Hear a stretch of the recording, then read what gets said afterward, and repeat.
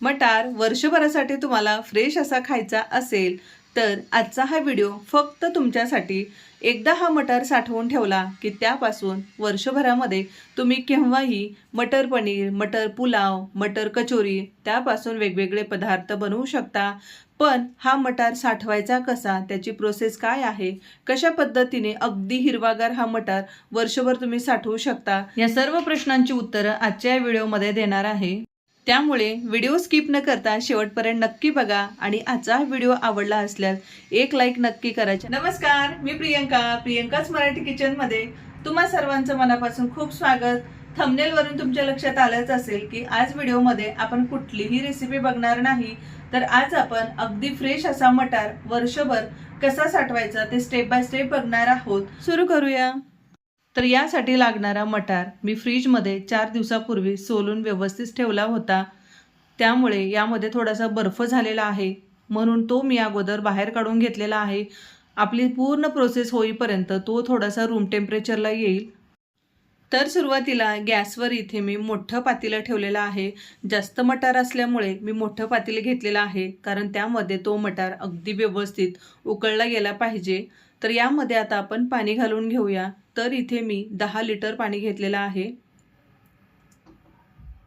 आणि पाणी आपल्याला चांगलं उकळवून घ्यायचं आहे आणि त्यानंतरच त्यामध्ये आपल्याला मटार घालायचे आहे। त्याचबरोबर बाजूला इथे मी थंड पाणी सुद्धा घेतलेलं आहे, तुम्ही इथे बघू शकता यामध्ये बर्फ सुद्धा आहे। तर अशा पद्धतीचं आपल्याला इथे थंडगार पाणी घ्यायचं आहे। जर बर्फाचं पाणी नसेल तर नॉर्मल तुम्ही थंड पाणी घेतलं तरीही चालेल। तर हा मटार आता वर्षभर साठवायचा आहे, त्यामुळे त्याचा जो गोडवा आहे तो आपल्याला वर्षभर टिकवण्यासाठी यामध्ये आपल्याला साखर घालायची आहे। तर 1 किलोला 1 चमचा, 2 किलोला 2 चमचे, असं 10 किलोसाठी 10 चमचे मी इथे साखर वापरणार आहे। पोह्याचा जो चमचा असतो त्या चमचाने इथे मी हे साखर घेतलेली आहे। तर सुरुवातीला या पातेल्यामध्ये 10 किलो वाटाणा बसणार नाही, त्यामुळे फक्त सुरुवातीला 7 किलो वाटाणा मी यामध्ये वाफवून घेणार आहे। त्यासाठी 7 चमचे मी साखर घातलेली आहे। ही पाण्यामध्ये व्यवस्थित ढवळून घेऊया आणि साखरेमुळे त्या मटारचा रंगसुद्धा बदलणार नाही। तर हा मटार आपण जेव्हा वर्षभर साठवण्यासाठी घेतो तर तो मटार अगदी टपोरा असला पाहिजे। पाण्याचं प्रमाण जास्त असल्यामुळे इथे पाण्याला उकळी यायला सुद्धा वेळ लागणार आहे, त्यामुळे इथे आपण एक टायमिंग ठरवायचा आहे की उकळत्या पाण्यामध्ये आपण मटार टाकल्यानंतर तो एका उकळीला वर आला की आपल्याला यामधून मटार थंड पाण्यामध्ये घालायचा आहे। मटारचं प्रमाण कमी असेल किंवा जास्त असेल हीच पद्धत वापरायची आहे। तर आता आपण यावरती एक ताट झाकून घेऊया, त्यामुळे पाण्याला उकळी लवकर येईल। मोठ्या गॅसवरती पाण्याला उकळी यायला किती वेळ लागतो इथे बघूया। तर इथे 5 मिनिटं झालेली आहेत आणि पाण्याला अशी खळखळ उकळी आलेली आहे। तर अशा पद्धतीने पाणी उकळलं गेलेलं पाहिजे, त्यानंतरच आपल्याला यामध्ये हा मटार घालायचा आहे। पण इथे ही प्रोसेस करत असताना खूप जास्त वेळ मला आज लागणार आहे, कारण जो मटार इथे मी वापरत आहे तो फ्रीजरमध्ये ठेवलेला आहे आणि त्यामध्ये बर्फ झाल्यामुळे तो बर्फाचा मटार आपण या गरम पाण्यात घातल्यानंतर या पाण्याचं तापमान कमी होणार आहे आणि परत ते पाणी उकळायला इथे जास्त वेळ लागणार आहे। त्यामुळे ही सर्व प्रोसेस करायला इथे मला वेळ जास्त लागणार आहे।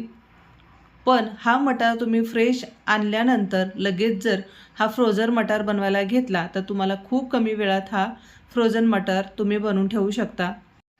बघूया आता मोठ्या गॅसवरती याला उकळी यायला किती वेळ लागेल। तर बरोबर 15 मिनिटानंतर पाण्याला हलकी उकळी यायला सुरुवात झालेली आहे। पाण्याचं तापमान वाढलेलं आहे आणि इथे मटारचा तुम्ही रंगसुद्धा बघू शकता, अगदी हिरवागार असा रंग आलेला आहे आणि हाच रंग अगदी वर्षभर टिकून राहतो ही प्रोसेस केल्यामुळे। तर आता आणखी एक 2 ते 3 मिनिटं छान उकळी यायची आपल्याला वाट बघायची आहे। तर इथे पाण्याला चांगली उकळी येण्यासाठी परत यावरती मी अशा पद्धतीने मोठं ताट ठेवलेलं आहे, त्यामुळे पाण्याला लवकर उकळी येईल। एक 2 मिनिटानंतर आपण यावरची ताट काढून घेऊया। तुम्ही बघू शकता पाण्याला उकळी आल्यामुळे मटार वरती आलेला आहे। तर अशा पद्धतीने आपल्याला ही प्रोसेस इथे फॉलो करायची आहे। आता आपण पटकन वेळ न घालता हा मटार बर्फाच्या पाण्यामध्ये आपल्याला घालून घ्यायचा आहे। तुम्ही बघू शकता अशा पद्धतीने बर्फाच्या पाण्यामध्ये आपल्याला पटकन हा मटार शिफ्ट करायचा आहे। इकडे बाजूला सुद्धा मी दुसऱ्या एका पातेल्यामध्ये बर्फ घेतलेला आहे आणि त्यामध्ये हा मटार घालून घेतलेला आहे। सुरुवातीला इथे मी फक्त 7 किलो मटार वाफवून घेतलेला आहे आणि बाकीचा 3 किलो नंतर अशाच पद्धतीने मी वाफवून घेणार आहे। तर इथे थंड पाण्यातला मटार एक अर्ध्या तासानंतर आपण दुसऱ्या एका मोठ्या टोपल्यामध्ये काढून घेतलेला आहे आणि हा मटार आता आपल्याला वर्षभर साठवण्यासाठी तो व्यवस्थित सुकला गेला पाहिजे। त्यातलं जे पाणी आहे ते पूर्णपणे सुकलं पाहिजे। तर त्यासाठी इथे मी एक सुती कापड अंथरून घेतलेला आहे आणि त्यावरती अशा पद्धतीने मटार आपल्याला अगदी पातळ पसरवून घ्यायचा आहे, जेणेकरून तो व्यवस्थित सुकला जाईल। आणि फॅनच्या हवेला मी हा मटार सुकत ठेवलेला आहे। राहिलेला 3 किलो मटार अगदी अशाच पद्धतीने मी वाफवून यामध्ये मिक्स करून घेतलेला आहे। 10 मिनिटानंतर आता हा मटार आपण चेक करूया।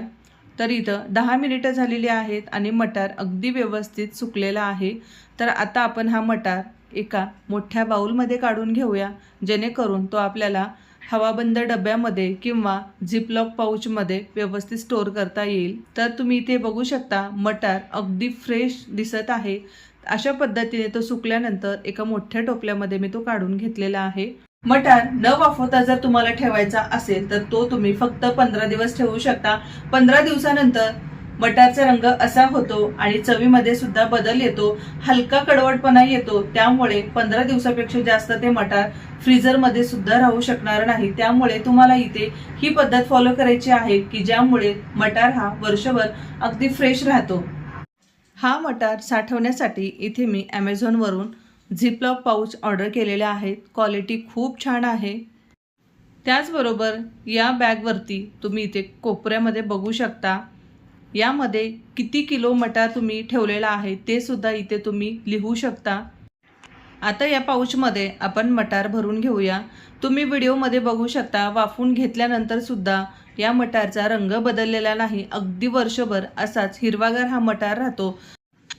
हा मटार भरण्यासाठी मी 5-5 किलोचे 2 पाऊच वापरलेले आहेत आणि हा मटार पाऊचमध्ये भरल्यानंतर आपल्याला डीप फ्रीजरला ठेवायचा आहे।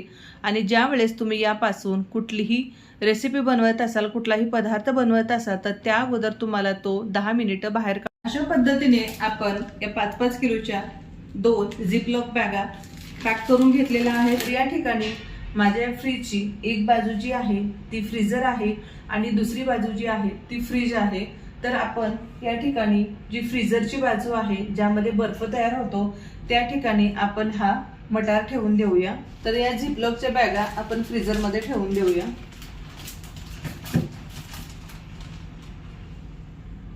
आज दोन्ही बॅगा यामध्ये ठेवून देऊया।